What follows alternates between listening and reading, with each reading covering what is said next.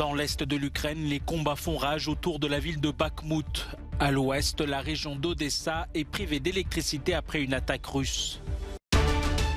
Les lauréats des prix Nobel 2022 ont participé à un grand banquet à Stockholm, une première depuis la pandémie de Covid-19. 35e édition des European Film Awards, la comédie satirique sans filtre du Suédois Ruben Östlund rafle 4 prix dont celui du meilleur film. En Ukraine, les combats font rage autour de la ville de Bakhmout, que Moscou tente inlassablement de conquérir sans y parvenir. La stratégie est la même qu'ailleurs. L'artillerie pilonne la ville dans l'espoir d'un retrait des civils et des soldats ukrainiens. Pendant ce temps, à l'ouest, des attaques de drones dans la nuit de vendredi à samedi ont laissé une grande partie de la région d'Odessa sans électricité. Aujourd'hui, notre plus grand problème est l'énergie. La situation dans la région d'Odessa est très difficile. Après les frappes de la nuit par des drones iraniens, Odessa et d'autres villes et villages de la région sont plongés dans l'obscurité. À l'heure actuelle, plus d'1,5 million de personnes dans la région d'Odessa sont privées d'électricité.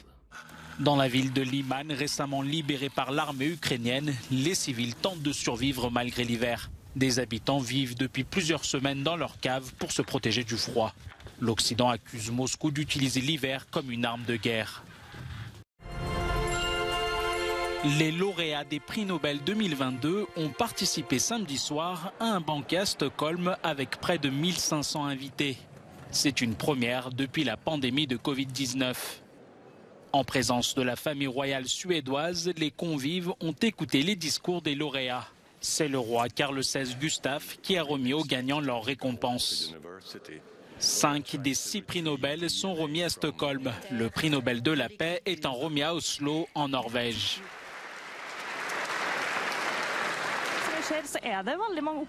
Dans la capitale norvégienne, c'est un défilé de lumière qui a accueilli les lauréats du prix Nobel de la paix ce samedi.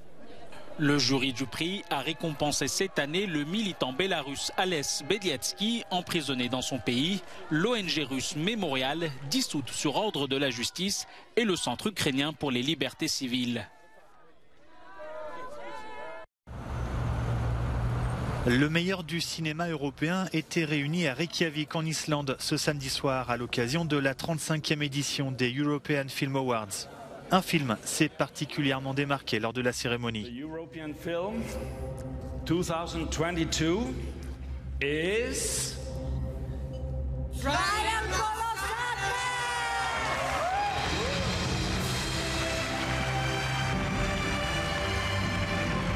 Triangle of Sadness, ou Sans filtre en version française, a également remporté les prix du meilleur scénario, du meilleur réalisateur et du meilleur acteur.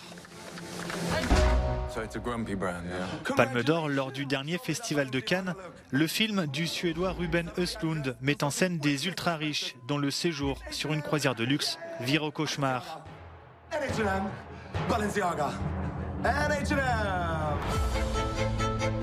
Une comédie satirique trash qui ne laisse pas indifférent.